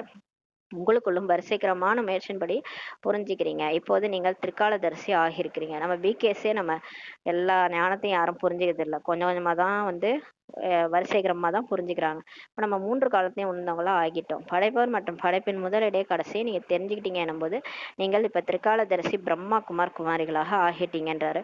உலகத்தில் ஜெகத்குரு முதலான பட்டங்கள் கிடைக்கின்றன அல்லவா? உங்களுக்கு இந்த பட்டம் கிடைக்குது. நமக்கு திரிகாலதரிசி பிரம்மா குமாரிகள்ன்ற பட்டம் நம்ம கிடைச்சிருக்கு. நமக்கு எல்லாமே தெரியும். நாளைக்கு என்ன நடக்க போகுதுன்னு கேட்டா பிரம்மா குமாரிகளை கேட்டா கரெக்டா சொல்லுவாங்க. ஏன்னா அவங்களுக்கு சொன்னது கடவுள் இல்லையா? கடவுள் வந்து திரிகாலதரிசி. அது மாதிரி நம்மளையும் திரிகாலதரிசியா ஆக்கிட்டாரு. உங்களுக்கு சுயதர்சன சக்கரதாரி என்று அனைத்தையும் விட மிக நல்ல பட்டம் கிடைக்கிறதுன்றாரு. பிராமணர்களாகிய நீங்கள் மட்டும் சுயதர்சன சக்கரதாரிகளா அல்லது சிவபாபாவுமான்னு கேட்கிறாரு. உண்மையிலே சிவபாபாவும் சுயதர்சன சக்கரதாரி. அதாவது யார் ஒருத்தவங்க சுயதர்சன சக்கரதாரியோ அவங்களாலதான் மத்தவங்கள சுயதர்சன சக்கரதாரியா மாத்த முடியும். அதனால கண்டிப்பா சிவபாபாவும் சுயதர்சன சக்கரதாரி தான். ஏன்னா அவரும் வந்து பிரம்மா உடல்ல வராரு இல்லையா? அப்ப அவரும் அந்த 5 சுரூபத்தை சுத்துறாரு, நம்மளையும் சுத்த வைக்கிறார். ஏனென்றால் ஆத்மா சரீரத்துடன் சுயதர்சன சக்கரதாரி ஆகிறது அல்லவான்றாரு. தந்தையும் கூட இவருக்குள் பிரம்மாவில் வந்து புரிய வைக்கிறார். சிவபாபா சுயதர்சன சக்கரதாரியாக இல்லாவிட்டால் எப்படி உங்களை அது போல ஆக்குவார்? அவர் அனைவரையும் விட உயர்ந்ததிலும் உயர்வான பரமாத்மா ஆவார். தேகத்திற்கு அப்படி சொல்லப்படுவதில்லை என்றாரு. உடம்ப நம்ம வந்து உயர்ந்ததிலும் உயர்ந்தன்னு சொல்ல முடியாது. உடம்புல இருக்கிறவங்கள கடவுளை மட்டும்தான் உயர்ந்ததிலும் உயர்ந்தன்னு சொல்ல முடியும். எல்லா புகழும் இறைவனுக்கேன்னு பாடுறாங்களே, அந்த பரம தந்தை தான் வந்து உங்களை உயர்ந்தவர்களாக இப்ப ஆக்குகிறார். இப்ப நம்மளை யார் அந்த மாதிரி ஆக்குறதுன்னா கடவுள் தான் வந்து ஆக்குறார். ஆத்மாக்களை தவிர வேறு யாரும் சுயதர்சன சக்கரதாரியாக ஆக முடியாதுன்ட்டு பாபா சொல்றாரு. எந்த ஆத்மாக்களால் ஆக முடியும்னா யார் பிகே ஆனாங்களோ அவங்களாலதான் சுயதர்சன சக்கரதாரியாக ஆக முடியும். ஏன்னா அதை சொல்லி கொடுக்கறது கடவுள். அவர் சுயதர்சன சக்கரதாரின்றாலும் நம்மளையும் சுயதர்சன சக்கரதாரியா ஆக்குறாரு. சூத்திர தர்மத்தில் இருந்தபோது தெரிஞ்சுக்கல, நமக்கு தெரியாது. நம்ம இதுக்கு முன்னாடி கலியுக வாழ்க்கையை சாதாரணமா வாழ்ந்துட்டு இருந்தோம். அப்ப நமக்கு சுயதர்சன சக்கரம்னா என்னன்னு தெரியாது. அது கிருஷ்ணர் கையில இருக்கிற ஒரு ஆயுதம்னு நினைச்சுக்கணும். கடைசியில அதை வந்து நம்ம சுயத்தின் தரிசனம்ன்றதே புரிஞ்சுக்கல. நம்ம ஆத்மா கடந்து வந்த பாதை தான் அந்த சுயதர்சன சக்கரம். அதை சுத்தி சுத்தி தான் நம்ம ராஜாவானோன்றது நமக்கு தெரியல. இப்போது தந்தை மூலமாக நீங்க தெரிஞ்சுட்டீங்க. இப்ப பாபா வந்து சொல்லிதான் நமக்கு தெரியுது. மாயா கழுத்து அறுப்படுறதே இந்த சுயதர்சன சக்கரத்தினாலதான். நான் வந்து தேவதையா இருந்தேன். நான் பரநாமத்துல புள்ளியா இருந்து தேவதையான அதுக்கப்புறம் நான் பக்தி மார்க்கத்துல எனக்காக பூஜை செய்யறாங்க. எனக்கு ஒரு சிலை இருக்கு, ஆனா நான் சைத்தன்யமா இங்க இருக்கிறேன், இந்த உடல்ல இருக்கிறேன். இப்ப நான் பிகே ஆயிருக்கிறேன். பாபா என்ன ட்ரில் கத்து கொடுத்து ராஜ யோகம் கத்து கொடுத்து என்னை ராஜா ஆக்கிட்டு இருக்காரு. அப்புறம் நான் ஃபரிஸ்தாவா இந்த உடலை விட்டு கர்மாதித்த நிலை அடைஞ்சு பறந்து பாபா கூட போயிடுவேன். அப்புறம் நான் திரும்ப புள்ளி ஆயிடுவேன். இதுதான் நம்ம சுயதர்சன சாக்கரம் பாபா மூலமா கத்துக்கிட்டோம். இதெல்லாம் நமக்கு முன்னாடி தெரியுமா? பக்தியில இதெல்லாம் எதுவுமே யாரும் சொல்லி கொடுக்கலையே. பக்தியில நம்மளாம் சாதாரண மனுஷங்க. தேவதைகள்னா அவங்க லட்சுமி நாராயணன்னா அவங்க யாரோ, அவங்கதான் கடவுள் அப்படின்ட்டு நம்ம கையேந்திக்கின்னு கடந்தோம். நீங்க எல்லாம் கலைகள் நிரம்பினவங்க, நாங்கெல்லாம் வேஸ்ட் அப்படின்ட்டு நம்ம இருந்தோம். சூத்திரனா இருந்தோம். ஆனா எந்த கோயிலுக்கு போயிட்டு வந்தாலும் நம்ம திருந்த மாட்டோம். நம்ம காமம் இருக்கும், கோபம் இருக்கும், பற்று இருக்கும், ஆசை இருக்கும், அகங்காரம் இருக்கும், எல்லாமே இருக்கும். எந்த கோயிலுக்கு போனாலும் நம்ம அப்படியேதான் இருந்தோம். ஆனா இங்க ஞானத்துக்கு வந்த பிறகுதான் பாபா நமக்கு எல்லாத்தையும் மாத்திட்டாரு இல்லையா? நம்ம எல்லாத்தையும் மாத்திட்டாரு. மாத்தி உன்ன தேவதை அளவுக்கு நம்மள மாத்திட்டு இருக்காரு. எவ்வளவு நல்ல நல்ல விஷயங்கள் எல்லாம் பாபா சொல்லிட்டு இருக்காரு நமக்கு. நீங்கள் தான் கேட்டு இப்ப மகிழ்ச்சி அடைறீங்க. ஆனா இந்த விஷயங்கள்லாம் கேட்டா யாருக்கு குஷி வருது? யார் தேவதையா நடிச்சாங்களோ ஆரம்பத்துல இருந்து அவங்களுக்கு தான் குஷி வருது. வெளியில் உள்ளவர்கள் இந்த விஷயங்களை கேட்டா ஆச்சரியப்படுவாங்க. ஓஹோ, இது மிகவும் உயர்ந்த ஞானமாக இருக்குது, நல்லது. நீங்களும் கூட இது போல சுயதர்சன சக்கரதாரி ஆயிட்டீங்கன்னா பிறகு சக்கரவர்த்தி ராஜாவாக உலகத்துக்கு எஜமானாக ஆகிடுவீங்கன்ட்டு சொல்லுங்க அவங்களுக்குன்றார் பாபா. வெளியில இருக்கிறவங்களாம் கேட்டு ஓஹோ ஓஹோன்னுவாங்க, ஆனா ஃபாலோ மட்டும் பண்ண மாட்டாங்க. நல்லா இருக்கு, நல்லா இருக்கு, உயர்ந்த ஞானமா இருக்குன்னுவாங்க. ஆனா வாங்க டெய்லி இந்த ஞானம் கேளுங்க, கொஞ்சம் ஸ்ரீமத் படி நடங்கன்னு சொன்னா நடக்க மாட்டாங்க. அதெல்லாம் எங்களால முடியாதுன்றவாங்க. அதான் பாபா சொல்றாரு, நீங்களும் இந்த மாதிரி ஆயிட்டீங்கன்னா நீங்களும் சக்கரவர்த்தி ராஜாவாக உலகத்துக்கு எஜமானா ஆகிடுவீங்கன்னு சொல்லுங்க. இங்க இருந்து வெளியில் சென்றால் அவ்வளவுதான். பாபா அடுத்து சொல்றாரு பாருங்க, இங்கே ஞானம் கேட்குற வரைக்கும் தலையாட்டுவோம். சென்டர்ல வெளியே போனா அவ்வளவுதான், எல்லாத்தையும் மறந்துடுவீங்கன்றார். மாயை அந்த அளவு பலசாலியாக இருக்குது. மாயைன்றது வெளி உலகம். வெளி உலகத்துல அந்த 5 விகாரத்தினுடைய ஆட்சி தான் நடக்குது இல்லையா? இங்க பாபா ஒண்ணு சொல்லுவாரு, அங்க அது ஒண்ணு சொல்லும். இந்த மாயா நம்மள அது பக்கம் ஏத்துட்டு போக பார்க்கும். இங்க பேசும் பேச்சு இங்கேயே தங்கிடுது. சென்டர்ல அப்படியே நான் இப்ப டெய்லி யோகா பண்ணுவேன், நான் இப்படி ஆயிடுவேன் அப்படி ஆயிடுவேன்னு சொன்னதெல்லாம் அப்படியே காற்றோடு போயிடும். கர்ப்பத்தில் இருக்கும் குழந்தை வாக்குறுதி கொடுத்துட்டு வெளியே வந்தோடனே முடிஞ்சு போகுது இல்லையா? நான் அந்த கர்ப்பத்துல இருக்கும்போது கர்ப்ப சிறை, அது 9 மாசம் அம்மா வயதுல சிறையில இருக்கு அந்த வாரிசு குழந்தை. அது என்னன்னா அந்த டைம்ல எதுக்கு அது அப்படி இப்படியும் ஓடுதுன்னா வயித்துக்குள்ளார ரொம்ப கஷ்டப்படுது. அப்ப அது காட்சி காட்சியா கிடைக்கும் அந்த ஆத்மாவுக்கு. கடவுள் காட்சி காட்டுறாரு தர்மராஜ ரூபத்துல. நீ இதெல்லாம் பண்ணல, திரும்ப அங்கேயேதான் போய் பிறக்க போற பாரு. நீ நீ எப்படி 9 லட்சம் ஏமாத்தினியோ அந்த 9 லட்சத்தை நீ அங்க செட்டில் பண்ணணும் அப்படின்லாம் காட்டுவாரு. அப்புறம் நீ எவனை வெட்டினியோ அதே மாதிரி உன் கை கால் வெட்டப்படும், இப்படிலாம் காட்டுவார். அது உடனே அழுவோம், கதறும், ஐயோ என்னை விட்டுடுங்க, நான் பண்ண தப்புலாம் எனக்கு திரும்ப இதெல்லாம் வருமா, என்னை கர்மா தண்டிக்குமா, ஐயோ அதே வீட்டுல நான் போய் பிறக்கணுமா, என்னை விட்டுடுங்க விட்டுடுங்க, கதறி அழுவும் அந்த குழந்தை. இனிமே செய்யவே மாட்டேன் அப்படின்ட்டு தர்மராஜிட்ட அந்த ஆத்மா சொல்லும். அவ்வளவுதான். குழந்தை பிறந்து வெளியே வந்தோடனே அங்க பேசின பேச்சோட முடிஞ்சு போச்சு. கடவுள்கிட்ட பேசின பேச்சு முடிஞ்சு போச்சு, அங்கேயே நின்னு போடும். வெளியே வந்தோடனே நான் வந்துட்டேன் உலகத்துக்குன்னு திரும்ப பழையபடி தப்பு பண்ண ஆரம்பிச்சிடும். இதேதான் நம்ம பண்ணி பண்ணி வந்திருக்கோம். நீங்கள் கண்காட்சிகள் முதலானவற்றில் புரிய வைக்கும் போது நன்றாக இருக்கிறது நன்றாக இருக்கிறதுன்னு சொல்றாங்க. இப்ப நம்ம இந்த ஞானத்தை சொல்லி புரிய வைக்கிறோம்னா, ஐயோ என்ன இவ்வளவு விஷயம் சொல்றீங்க, நல்லா இருக்கு இதெல்லாம் கேட்கறதுக்கு, ஞானம் மிகவும் நன்றாக உள்ளது, நான் இப்படியெல்லாம் முயற்சி செய்வேன், இதை செய்வேன் என்றெல்லாம் சொல்றாங்க. சொல்லிட்டு அதோட வீட்டுக்கு போனாங்கன்னா அவ்வளவுதான். அந்த குழந்தை எப்படி பண்ணுச்சோ வயித்துல இருக்கும்போது அதே மாதிரி ஆயிடுச்சு கதை. எதையும் ஃபாலோ பண்ண மாட்டாங்க, சென்டருக்கும் வர மாட்டாங்க. அவ்வளவுதான். நாங்க சொன்ன பேச்சு அங்கே என்றாலும் கூட கொஞ்சமாவது அந்த தாக்கம் இருக்கவே செய்யும். என்னதான் இருந்தாலும் இந்த ஒரு துளி ஞானம் போச்சுன்னா அது விதை மாதிரி செயல்படும்ன்றாரு. அதாவது விதை என்னைக்கா இருந்தாலும் முளைக்கும்ல மழை பெய்யும் போது, அந்த மாதிரி இது விதை என்னைக்கா இருந்தாலும் அவங்க மனசுல முளைக்கும்ன்றாரு. கண்டிப்பா இங்க வருவாங்க. இந்த விதை வீண் போகாது. இது யார் தெளிக்கிற விதை? சிவனே தெளிக்கிற விதை. விதை போடுறது சிவன். அதனால அது கண்டிப்பா ஒரு நாள் முளைக்கும். அவர்கள் பிறகு வரவே மாட்டார்கள் என்பதல்ல, மரம் வளர்ச்சி அடைந்தபடி இருக்குன்றார். கண்டிப்பா வருவாங்க எல்லாருமே. இங்க இங்க இருந்து போனவங்களும் வருவாங்க, ஞானம் துளி கேட்டவங்களும் வருவாங்க. ஏன்னா எல்லாரும் பிகேஸ் தானே, முழு உலகமும் பிகேஸ் தான். எல்லாமே பிரம்மா மூலமா தானே படைப்பு. முழு உலகமே ஞானத்தை தெரிஞ்சுட்டு தான் சரீரத்தை விட்டு போவாங்க. மரம் வளர்ச்சி அடைந்து விட்டது என்றால் பிறகு அனைவருக்கும் ஈர்க்கும்ன்றார். இப்ப நம்ம நிறைய பேர் ஆயிட்டோம்னா எல்லாரும் வருவாங்க. இப்பயே நிறைய பேர் தான் ஆயிட்டோம் கொஞ்சம் பிகேஸ். போக போக பாருங்க இன்னும் நிறைய பேர் பிகே ஆக ஆக எல்லாரும் வருவாங்க. இப்போது இது கொடுமையான நரகமாக உள்ளது. கருட புராணத்துல இப்படிப்பட்ட சுவாரஸ்யமான விஷயங்கள்லாம் எழுதியிருக்கிறாங்க. கும்பி பாக நரகம், அந்த நரகத்துல எண்ணெய் சட்டியில வச்சு வறுப்பாங்க. நீங்க இந்த மாதிரி தப்பு பண்ணா உங்களை வந்து நாயா பிறந்துருவீங்க, பூனையா பிறந்து இந்த மாதிரி நாயை குடும்பப்படுத்துறீங்கன்னா அடுத்த ஜென்மத்துல நாயா பிறந்துருவீங்க. அப்புறம் உங்களை எண்ணெய் சட்டியில வச்சு வறுப்பாங்க. இப்படிலாம் சொல்லி எழுதியிருக்காங்க கருட புராணத்துல. அப்படி செஞ்சு அப்படி சொல்லியிருந்தா கூட அந்த புக்கை யாரும் படிக்கிறதே கிடையாது. அவ்வளோ அலட்சியம். அதை படிக்கவும் மாட்டாங்க, படிச்சாலும் பயப்பட மாட்டாங்க. எதுக்காக அந்த மாதிரி எழுதியிருக்காங்கன்னா கொஞ்சமாவது பயம் இருக்கட்டும் என்று அந்த மனிதர்களுக்கு எடுத்து சொல்றாங்க. இருந்தாலும் திருந்துறாங்களா மனுஷங்க? யாரும் திருந்தலன்றார் பாபா. மனிதர்கள் பாம்பு தேள் முதலானவைகளாக ஆகிறாங்க என்பது போன்ற கருத்துக்கள் அதுல இருந்து வெளிப்பட்டுள்ளன. அதாவது கருட புராணத்துல தான் நாயா பிறப்ப, பூனையா பிறப்ப, பாம்பா பிறப்ப, தேலா பிறப்ப அதெல்லாம் கிடையாது. 6 அறிவு ஆத்மா வந்து 6 அறிவா தான் பிறக்கும். மனித ஆத்மா மனித விதை போட்டா மனித மரம் தானே முளைக்கும். எந்த விதை போடுறோமோ அந்த மரம் தானே முளைக்கும். ஆப்பிள் விதை போட்டா மாங்காவா முளைக்கும்? மாங்காய் மரமா முளைக்கும்? அப்போ மாவிதை போட்டாதான் மாங்காய் மரம் முளைக்கும். அப்ப குரங்கு விதைய போட்டு மனுஷன் முளைப்பானா? கிடையாது. குரங்கு குரங்கா பிறக்கும், மனுஷன் மனுஷனாதான் பிறப்பான். மனுஷன் போய் பாம்பா பிறப்பான், தேலா பிறப்பான். அதெல்லாம் கட்டுக்கதைகள். நான் உங்களை விஷம் நிறைந்த நதியிலிருந்து மீட்டு இப்ப பார்களுக்கு அனுப்பி வைக்கிறேன் என்று பாபா சொல்றார். பாபா இப்ப நம்மள அஞ்ஞான இருள்ல இருந்து விளக்குறாரு. கலியுகத்துல நம்ம எவ்வளவு ஏமாந்தோம், பக்தியில அவ்வளவு ஏமாந்தோம். யாரெல்லாம் ஏமாத்துனாங்களோ அந்த இடத்துல எல்லாம் போய் ஏமாந்துட்டு வந்தோம் இல்லையா? இப்ப பாபா அதுல இருந்தெல்லாம் விடுவிச்சு நம்மள பார்க்கடலுக்கும் கூட்டு போறாரு. உண்மையில் நீங்கள் சாந்தி தாமத்தில் வசிப்பவர்களாக தான் இருந்தீங்க. பிறகு சுகதாமத்தில் நடிப்பை நடிப்பதற்காக இப்ப வந்தீர்கள். நம்ம பரந்தாமத்துல இருந்தோம், அப்புறம் சொர்க்கத்துக்கு வந்தோம். அப்படியே இறங்கி இறங்கி இப்ப இங்க வந்து கிடக்குறோம். இப்போது நாம் மீண்டும் சாந்தி தாமத்திற்கு சுகதாமத்திற்கு செல்கிறோம். சுயதர்சன சக்கரம் சுத்த வச்சுட்டாரு பாத்தீங்களா? நான் மேல இருந்தேன், பரந்தாமத்துல இருந்தேன், கீழே இறங்கி சொர்க்கத்துக்கு வந்தேன், நடிப்பை நடிச்சேன். அப்படியே இறங்கி இறங்கி வந்து இப்ப நான் இந்த உடம்புல இப்படி கிடக்குறேன் பாருங்க. நான் ஆத்மா சக்தி இழந்து இப்படி கிடக்குறேன். இப்ப திரும்ப பாபா எனக்கு சக்தி கொடுத்து யோகா பண்ண வச்சு என்னை எங்க பரிஸ்தாவா ஆக்கி கர்ம கணக்கெல்லாம் முடிச்சு திரும்ப நான் பரந்தாமத்துக்கு வீடு திரும்பணும். பரந்தாமத்துக்கு போறேன், திரும்ப சொர்க்கத்துக்கு போறோம். சுயதர்சன சக்கரம் சுத்த வச்சிட்டாரு. இதை அப்படியே மனசுல புத்தியில ஓட வச்சீங்கன்னா சுயதர்சன சக்கரம் சுத்திடும். இந்த தாமங்களை, அதாவது நம் வீடு மற்றும் சொர்க்கத்தை நினைவு செய்வீர்கள் தானே அப்படின்னு சொல்லி கேக்குறாரு. பாபா கேக்குறாரு, உங்களுக்கு இந்த கலியுகத்தை பிடிச்சிருக்கு, அதை போய் நினைச்சிட்டு இருக்கிறீங்க.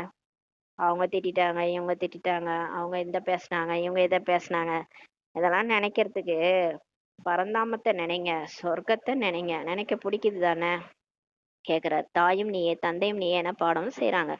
அந்த அளவற்ற சுகம் சத்தியுகத்தில் தான் இருக்கிறது. அதிக சுகம் மற்றும் அதிக துக்கம் என இந்த விளையாட்டு உருவாக்கப்பட்டிருக்கின்றார். விஷ்ணு அவதாரத்தையும் காட்டுறாங்க. லட்சுமி நாராயணன் ஜோடி மேலே இருந்து வருவது போல காட்டுறாங்க. பக்தியில எல்லாமே இப்படி காட்டியிருக்காங்க. விஷ்ணு அவதாரம் எடுத்தது, லட்சுமி நாராயணன் வந்து எங்க வானத்துல இருக்கிறாங்க.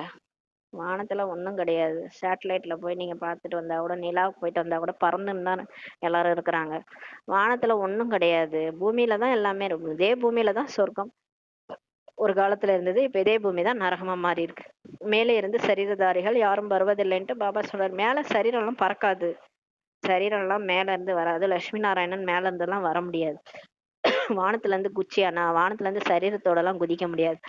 வானத்துல இருந்து புள்ளியா ஒன்னா வரலாம். ஆத்மா வந்து புள்ளியா ஸ்டார் மாதிரி வரும், நட்சத்திரம் மாதிரி வரும், வந்து இங்க உடல் எடுக்கும். இந்த உடல் எடுக்கிறதுலாம் இங்கதான். 5 தத்துவங்களாலான உடம்பு தான் இது. இந்த உடம்பே இப்ப மேல போறாங்க. இப்போ ராக்கெட் மூலமா போறாங்க அந்த சுனிதா வில்லியம்ஸ்லாம். இந்த உடம்புல இருந்து போயிட்டு நிலாவுக்கு போறாங்க, பறக்குறாங்க. அங்க பறக்குறாங்க, அந்த சரீரம் அங்க பறக்குது. அதனால எப்படி லட்சுமி நாராயணனோட சரீரம் பறக்காம அங்க மேல நிக்குமா? அப்படியே மேலெல்லாம் சொர்க்கம் அதெல்லாம் ஒண்ணும் கிடையாது. எல்லாம் ஏமாத்து வேலை. மேலிருந்து வருபவர்கள் அனைவருமே ஆத்மாக்கள் ஆவார்கள். ஆனால் ஈஸ்வரனின் அவதாரம் மிகவும் விசித்திரமானதுன்ட்டு பாபா சொல்றாரு. கடவுள் வராரு, பூமிக்கு வராரு. அவருடைய அவதாரமே விசித்திரம். அவர் ஒரு உடம்புல வந்து பறக்காய பிரவேசம் பண்றாரு. பறக்காயனா பிற உடல், பிற உடல்ல வந்து அவதரிக்கிறார். அதுதான் அவருடைய அவதாரம். அவரே வந்து பாரதத்தை சொர்க்கமாக ஆக்குகிறார். சிவ ஜெயந்தி என அவருடைய அவதாரத்தை பண்டிகையாக கொண்டாடுறாங்க. கடவுள் வந்தாரு, வந்து உலகத்தையே சொர்க்கமா மாத்தினார். அதனாலதான் அவர் அவதரித்த பண்டிகையா கொண்டாடுறாங்க. ஒருவேளை பரமாத்மா சிவன் தான் முக்தி, ஜீவன் முக்தியின் ஆசையை கொடுக்கிறார் என்று தெரிந்து கொண்டால் பிறகு உலகிலும் இறைத்தந்தையின் பண்டிகையை கொண்டாடுவாங்க. இப்ப உலகத்துக்கே தெரிஞ்சு போச்சுன்னு நினைச்சுக்கோங்களேன், கடவுள் வந்துட்டாரு, முக்தி ஜீவன் முக்தி கொடுக்குறாருன்ட்டு. உடனே உலகமே அவரோட பண்டிகையை கொண்டாடுவாங்க. சிவஜெயந்தி தான் கொண்டாடுவாங்க. கிறிஸ்டினும் கொண்டாடுவாங்க, முஸ்லீமும் கொண்டாடுவாங்க. எல்லாரும் சிவ ஜெயந்தியை விட மாட்டாங்க. ஏன்னா அவர் தாங்க அல்லா காட்ஃபாதர், ஜெஹோவா. அவரு தான் சிவன், ஈஸ்வர், அல்லா, தேரே நாம்னு பாடினாங்கல்ல. எல்லாம் பாடிதான் வச்சிருக்கிறாங்க பாட்டு. அப்புறம் ஏன் ஒத்துக்க மாட்டாங்கன்னு தெரியல.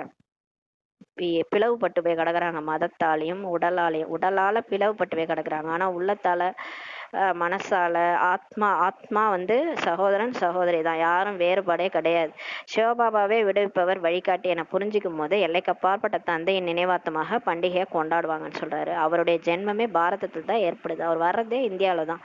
சிவ ஜெயந்தியும் பாரதத்தில் தான் கொண்டாடுறாங்கன்னு சொல்லி பாபா சொல்றாரு. ஆனால் முழுமையாக அறிமுகம் இல்லாதனால விடுமுறை கொடுக்கறது இல்லை, லீவே விட மாட்டாங்க சிவ ஜெயந்தி. அதுதான் பாபாவுக்கு ரொம்ப என்ன சொல்றது, அவருக்கு ரொம்ப ஆதங்கம் என்னன்னா, அவர் பண்டிகை, அவர் பிறந்த நாளுக்கு லீவ் விட மாட்டாங்கன்னு சொல்லிட்டு பாபா சொல்றார். அனைவருக்கும் சத்கதியை வழங்கக்கூடியவர், அலௌகீக காரியம் வந்து செய்யக்கூடிய அவருடைய ஜென்ம பூமியில் அவருடைய பிறந்த நாளையும் தீர்த்த யாத்திரையும் மிகவும் அதிக அளவில் கொண்டாடணும்.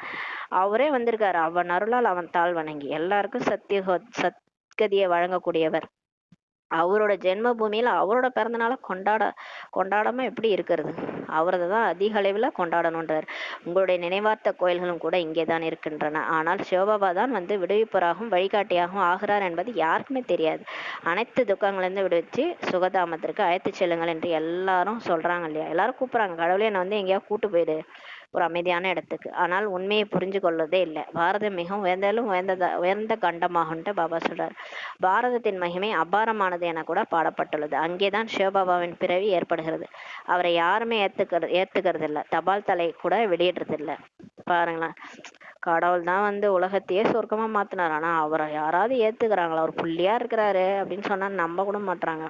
ஒரு ஸ்டாம்ப் வெளியிடுறாங்களா அப்படின்னு கேக்குறாரு. பிறருடைய தபால் தலைகளை நிறைய வெளியிட்டபடி இருக்கிறாங்க. பிரம்மா பாபா கூட ஸ்டாம்ப் வெளியிட்டாங்க, எல்லாருக்கும் வெளியிட்டாங்க. ஆனா சிவபாபாவுக்கு ஒரு ஸ்டாம்ப் வெளியிட மாட்டாங்க. பாபா சொல்றாரு, அவருடைய மகத்துவம் அனைவருக்கும் தெரியும்படியாக எப்படி புரிய வைக்கிறது? பாபா கேக்குறாரு.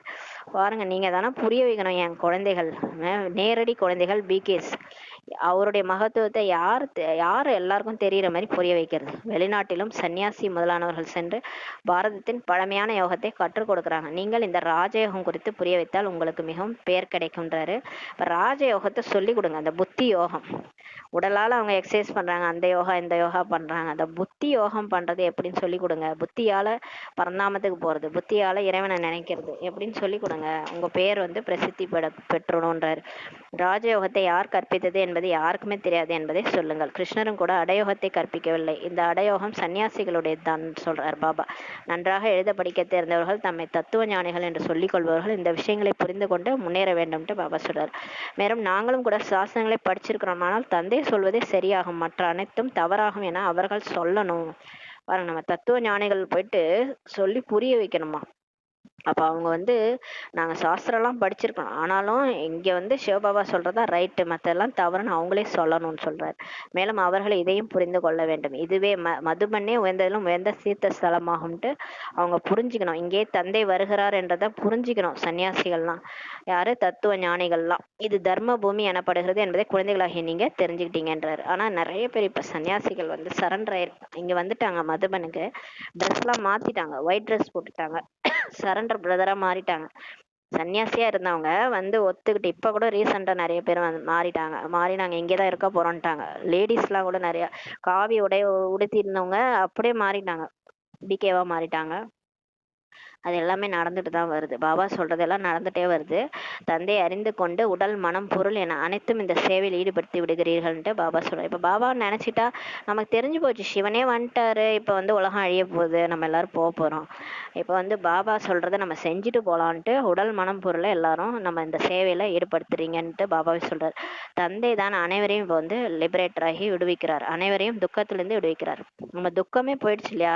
என்னைக்கு ஆத்மா தான் நீ இந்த உடல் இல்லைன்னு சொன்னாரோ அன்னைக்கே நம்ம துக்கம் போயிடுச்சு. மற்ற தர்மசாவர்கள் துக்கத்திலிருந்து விடுவிப்பதில்லை. அவர்கள் வருவதே அவருக்கு தந்தைக்கு பிறகுதான் வராங்களே தர்மசாவர்கள். அதனால அவங்களால விடுவிப்பவர் சொல்ல முடியாது. அவங்களெல்லாம் அவங்க யாருடைய துக்கத்தை விடுவிக்கிறது இல்லை. ஏன்னா அவங்களே மறுபிறப்புல வந்துடுறாங்க. அனைவரும் வரிசை கிரமமாக நடிப்பை நடிக்க வராங்க. நடிப்பை நடிச்சு நடிச்சு எல்லாமே இப்ப தமோ பிரதானமா ஆயிட்டோம். அதனால தான் பாப்புலேஷன் இவ்வளோ அதிகமா இருக்கு. பிறகு தந்தை வந்து சதோ பிரதானமாக எல்லாரையும் ஆக்குறாரு. ஆக இந்த பாரதம் எவ்வளவு உயர்ந்த தீர்த்த ஸ்தலமாக இப்ப இருக்குது.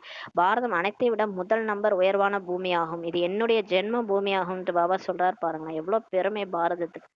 பாரத மாதா கி ஜெய்.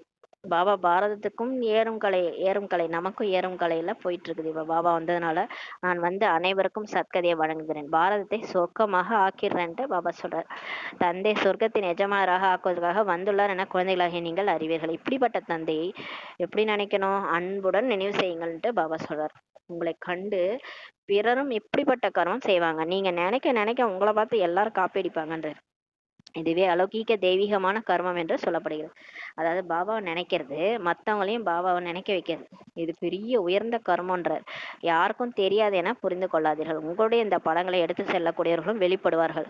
பாபா சொல்றாரு, இதெல்லாம் யார் கேட்க போறாங்க, இந்த ஞானத்தெல்லாம் யாரும் நம்ப போறாங்க அப்படின்லாம் நினைக்காதீங்க. நீங்க அப்படி நினைச்சுக்கிட்டு நீங்க கிணத்து தவளை மாதிரி வாழ்ந்துட்டு இருக்காதீங்கன்றாரு பாபா. அப்படிலாம் நினைச்சுக்காதீங்க. உங்களுடைய இந்த படங்களை ஒரு நாள் வரும். அப்ப எல்லாம் எடுத்துட்டு போகக்கூடியவங்க வெளிப்படுவாங்க. நல்ல நல்ல படங்கள் உருவாகினால் கப்பலை நிரப்பி கொண்டு எடுத்து போவாங்கன்றாரு பாபா. நம்மளுடைய இந்த பிகேஸுடைய 7 நாள் கோர்ஸ் படத்தை, நல்ல நல்ல படத்தை நீங்க உருவாக்கினீங்கன்னா ஒரு காலம் வரும், கப்பல்ல நிரப்பிட்டு எடுத்துட்டு போவாங்கன்னு சொல்றாரு. கப்பல் நிற்கும் இடங்களில் எல்லாம் இந்த படங்களை மாட்டி வைப்பாங்க பாருங்கன்றாரு பாபா. சத்தியமான ஒரு சிவன் சொல்றாருன்னா இது நடக்கும். உங்களுடைய சேவை நிறைய நடக்க உள்ளதுன்றார். இன்னும் நிறைய சேவை நடக்க போகுதுன்றார். மிகவும் உதவும் மனப்பான்மை மிக்கவர்கள் வருவாங்க. உண்டியலை நிரப்பக்கூடிய ராஜாதி ராஜாக்கள் கூட வருவாங்கன்றார். பணக்காரங்களும் வருவாங்க. அவர்கள் இப்படிப்பட்ட காரியங்களை செய்ய தொடங்குவாங்க. அவங்க தான் இந்த மாதிரி இந்த படங்கள் எல்லாம் கப்பல்ல நிரப்பி எடுத்துட்டு போவாங்கன்னு சொல்றாரு. உலகம் ஃபுல்லா இந்த ஞானம் பரவும். அப்பதான் உலக மாற்ற காரியம் ஃபுல் வீச்சில் நடக்கும். இந்த பழைய உலகத்தை மாற்றி புதிய உலக ஸ்தாபனை செய்யக்கூடியவர் யார் என்பது அனைவருக்கும் இப்ப தெரிய வேண்டும். அதாவது ஒவ்வொருத்தரையும் மாத்துறாருல்ல, அவர் யாரு, இந்த ஞானத்தை சொல்றது யாரு அப்படின்றது முழு உலகத்துக்கும் தெரியணும்ன்றார். உங்களுடைய புத்தியும் கீழானதாக தான் இருந்தது. நம்ம கூட ஆரம்பத்துல எப்படி கடந்தோம், முள்ளாதானே கடந்தோம் பாபாட்ட வர்றதுக்கு முன்னாடி. இப்போது நீங்கள் எவ்வளவு சுத்தமான புத்தி உள்ளவர்களாக ஆகியிருக்கிறீங்க அப்படின்னு சொல்றாரு. நாம் இந்த ஞானம் மற்றும் யோக பலத்தின் மூலம் உலகை சொர்க்கமாக ஆக்குகிறோம் என நீங்க தெரிஞ்சிட்டீங்க.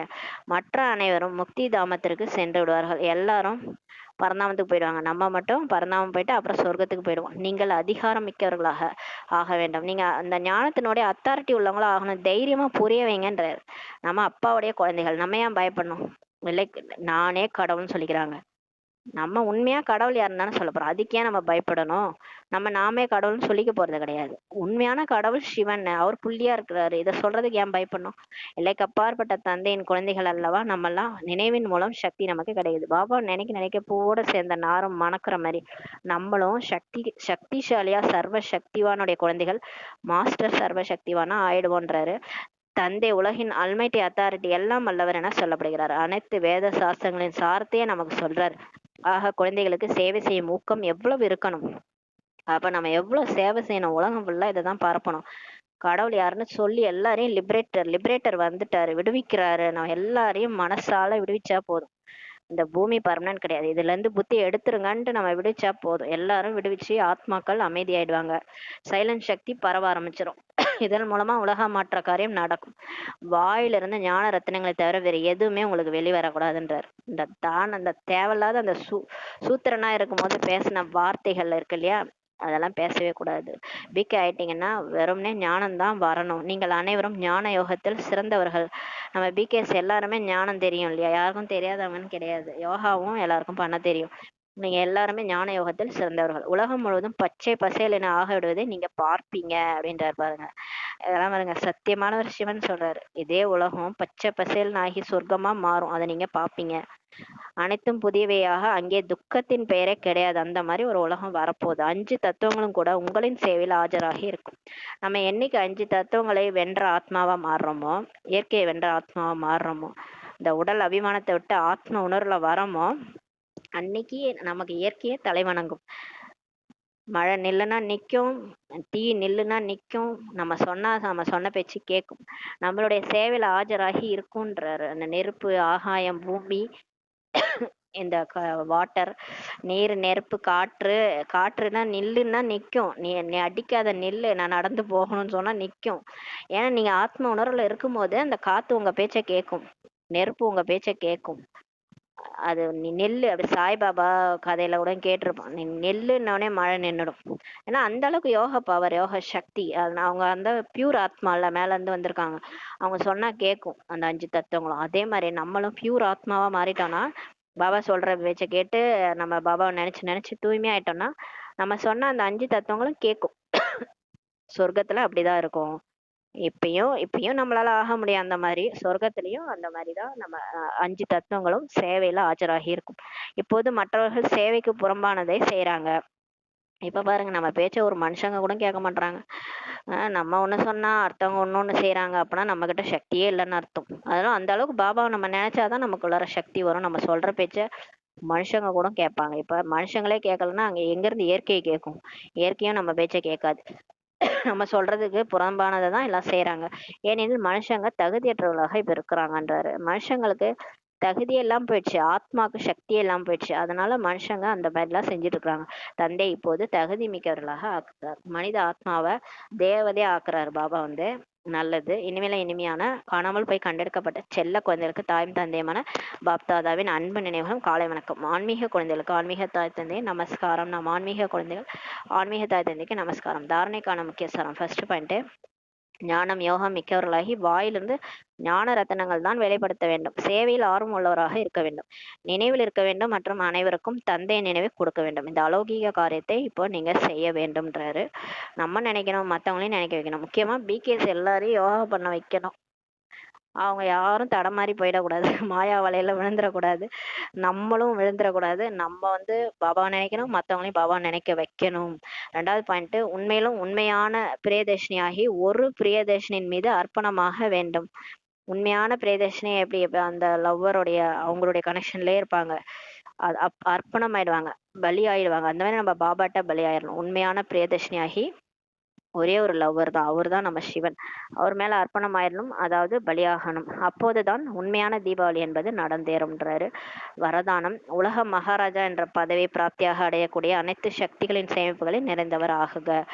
யார் உலக மகாராஜானா அவங்கள்ட்ட சக்தி முன்னாடியே இருக்குமா, இப்பவே இருக்குன்றாரு பாபா. யார் எல்லா சக்தியிலும் சேமிப்பாகி இருக்கிறாங்களோ அவங்கதான் உலக மகாராஜா பதவி அடைவாங்கன்றார்.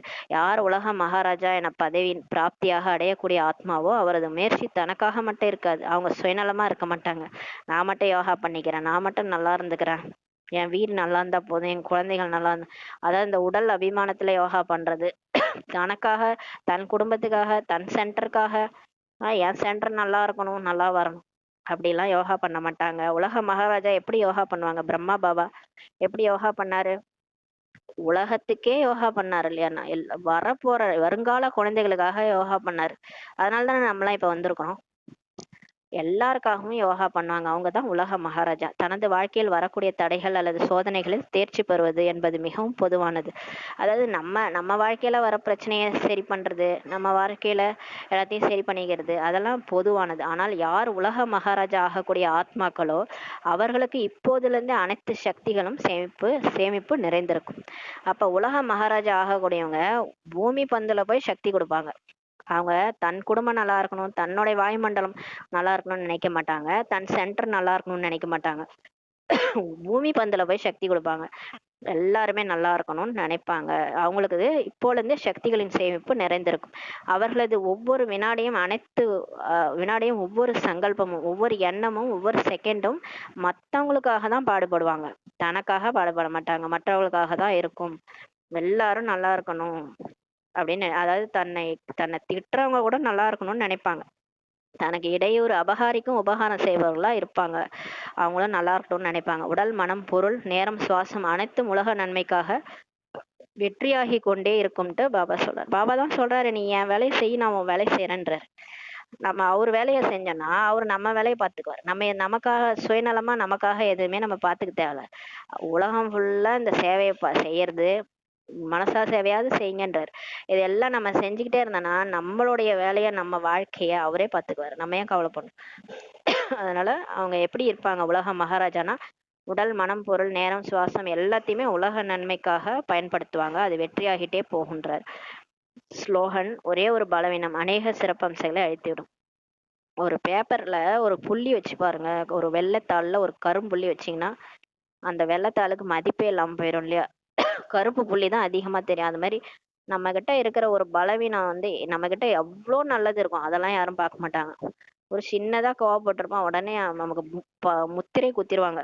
கோபக்காரி, கோபக்காரன் அப்படின்னு முத்திரை குத்திருவாங்க. இவனா சிடு சிடுன்னுவான் அப்படின்றாங்க. நம்ம நல்லதெல்லாம் பண்ணியிருப்போம், அதெல்லாம் அவங்களுக்கு தெரியவே தெரியாது. ஆனா ஒரே ஒரு சின்னதா கோவப்பட்டிருப்போம் ஏதோ ஒரு உடல் அபிமானத்துல, ஆனா உடனே முத்திரை குத்திருவாங்க. அதான் பாபா சொல்றாரு, ஒரே ஒரு பலவீனம் எல்லா சிறப்பம்சங்களையும் அழிச்சிடும். ஆகையால் பலவீனங்களை விடை கொடுத்து விடுங்கள்ன்றார். நீங்க என்னதான் அவ்வளோ சேவை பண்ணிட்டு கடைசியில கோவப்பட்டுட்டீங்க, ஏதாவது பண்ணிட்டீங்கன்னா உங்க மேல கரை படிஞ்சிரும், ரெஜிஸ்டர் கெட்டு போயிடும்ன்றார் பாபா. அவ்யக்த சமிங்கை: தங்களுக்காகவும் மற்றும் அனைவருக்காகவும் மனதின் மூலமாக யோகத்தின் சக்திகளை பயன்படுத்துங்கள். தனது சுப பாவனை, சிரேஷ்ட விருப்பம், சிரேஷ்ட விருத்தி, சிரேஷ்ட அதிர்வலைகள், எல்லாருக்காகவும் நல்லது நினைக்கிறது, சிரேஷ்டமா விருப்பம் வைக்கிறது, எல்லாரும் நம்பிக்கை ஆகணும், எல்லாரும் நல்லா இருக்கணும், உள்ளுணர்வு எல்லாரும் ஆத்ம உணர்வு வரணும், எல்லாரும் நல்லா இருக்கணும், அதிர்வலைகள் அமைதி, அன்பு, எல்லா வைப்ரேஷனும் நம்ம மூலமா போகணும். எந்த ஒரு இடத்தில் இருந்தாலும் கூட மனதின் மூலம் அநேக ஆத்மாக்களுக்கு உங்களால சேவை செய்ய முடியும். இங்க நம்ம எங்கேயாவது ஒரு கோடியில தமிழ்நாட்டுல ஏதோ ஒரு தெருவுல உட்காந்துருப்போம், ஆனா உலகத்துக்கே உங்களால சேவை செய்ய முடியும். இதற்கான விதி என்னன்னா லைட் ஹவுஸ் மைட் ஹவுஸ் ஆகிறது தான். நான் ஃபரிஸ்தா பூமி பந்த மேல பறந்துட்டு இருக்கேன், நான் லைட் ஹவுஸ் மாதிரி இருக்கேன்ட்டு பாபாட்ட வந்து சக்தி வாங்கி கொடுத்துட்டே இருங்க, பூமிக்கே உங்களால சேவை செய்ய முடியுன்றாரு. இதற்கு ஸ்தூல சாதனம், வாய்ப்பு அல்லது நேரத்தின் பிரச்சனை எல்லாம் கிடையாது. எனக்கு ஃபோன் வேணும், நான் பேசணும், எனக்கு வாய்ப்பு வேணும், எனக்கு மேடை வேணும், எனக்கு இந்த டைம் வேணும், அதெல்லாம் இதுக்கு தேவையே கிடையாது. நீங்க எங்க உட்காந்தாலும் சேவை பண்ணலான்றாரு பாபா. எனக்கு ஒரு இது கொடுங்க, பேசுறதுக்கு மைக்கு கொடுங்க, சாதனம் வேணும், ஃபோன் வேணும், எதுவுமே தேவையில்லை, நீங்க மட்டும் பறந்து பறந்து சேவை பண்ணலான்றாரு. லைட் ஹவுஸ் மற்றும் மைட் ஹவுஸ் ஆகிறது தான் அவசியமாகும். அதை மனதின் மூலமாக சேவை பண்ணீங்கன்னா உலகத்துக்கே உங்களால சேவை செய்ய முடியும். அநேக ஆத்மாக்களுக்கு உங்களால வைப்ரேஷன் கொடுத்து